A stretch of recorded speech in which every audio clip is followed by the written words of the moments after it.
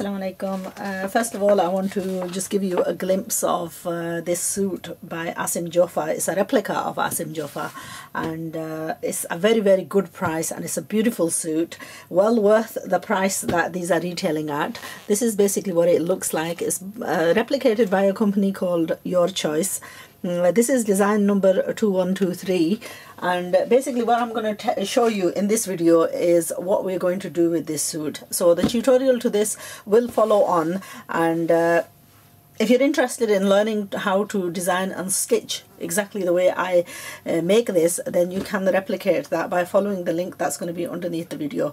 But I think before we go on to stitch anything, we need to familiarize ourselves with what it is that we're buying and how we're going to stitch it. And one of the problems with online buying, and this is something that I've been pointing out in many of the videos, most of my videos that are free are regards to what is available and how you can go about making it. There's no point in going on to the stitching if the garment that you purchased is not suitable for stitching it in the design that maybe the image portrays it as.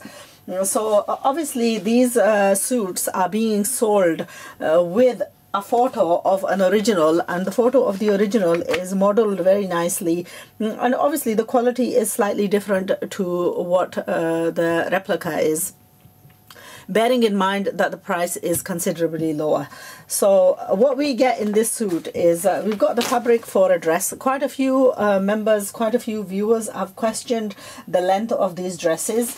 Now these dresses are in line with what is currently in fashion, and what is currently in fashion is that the dresses are slightly shorter.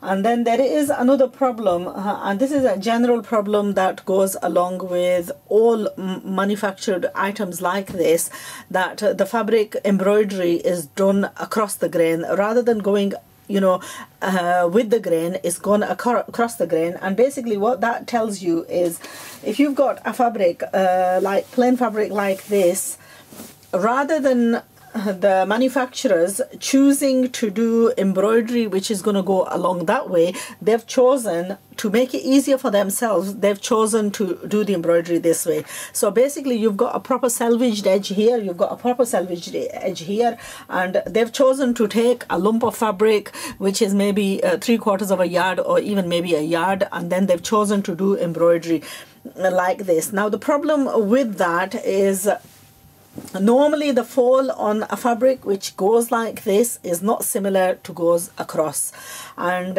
unfortunately we don't manufacture them, we just retail them. My point here is to just advise you and really show you what you're getting. So most of the suits that you get, most of the suits will be across the grain embroidery, and this is no exception. This is also across the grain.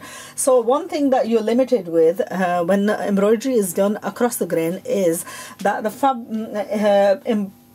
width of the fabric is not, is only 1¼ yards, and then they've gone and left a big chunk of empty fabric at the top here, and they've also added a border, but the border is actually attached almost on part of the embroidery. So that basically what that does is it cuts down the length even more.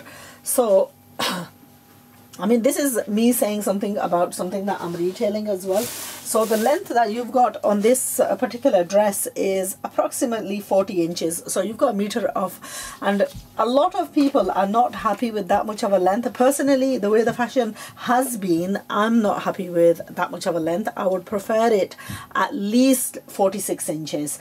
So in order to compensate for that length, what I've done is I've gone out and purchased this lace, which is a very nice lace, and it's actually going to serve our purpose. It's a slightly off whitish color to blend in with the color of the embroidery on the dress. So what I'm going to be doing is I'm going to be applying this lace in two places. One, there is a certain degree of emptiness on the top of the kameez, and when you cut into the neckline, this is going to leave quite a bit of empty space on top of the shoulder. So what I will do is I will add this lace on top of the shoulder so that the emptiness, it compensates for that, and it doesn't look as empty really. And then also what I want to do is add this lace to the hem as well. So this kameez, what I've done is I've basically pulled it apart. The parts that come with this are this is a part for the sleeve. Now the sleeves are, luckily these are adequate and no piece is going to be required in the sleeve. But what I will do is I will add not the full thing of this lace, but I will add just sort of a small portion of this lace, just to give it a little bit more definition to the front of the sleeve, and just to blend it in a little bit more. And then you've got fabric for the back of the kameez. Again, with the back of the kameez, they've added an extension and they've placed a piece of this color navy blue fabric, which if you didn't want to go for the navy, what you can do is take that navy away, or maybe even leave the navy and add another piece of the similar pink that's on the sleeves. And now for that spare fabric, this is what I had left from the salwar, so I'm going to be using this to pipe the sides of the kameez. And I'm going to use this and cut out equal length of piping, so that we've got piping from within the kameez. So now the other thing that I've done with this came with this pink color salwar, which I find a little bit too shockingly bright, and I'm going to go for the similar color salwar as well, so you can mix and match these and you can wear them. So what I did was I purchased 2.5 yards of lining fabric, so that I can make the lining in additional fabric, and that way it will I can have the fabric that came for the lining, which is quite thick, and this has got heavy embroidery and you don't want to use such a thick lining. So I'm going to be making this into a trouser or a salwar, and this into lining. So that's the insight into what we've got as a suit.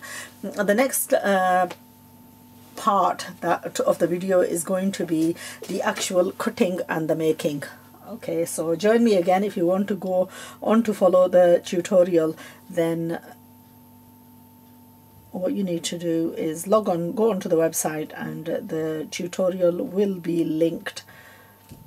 I'll try and link it at the bottom of the video.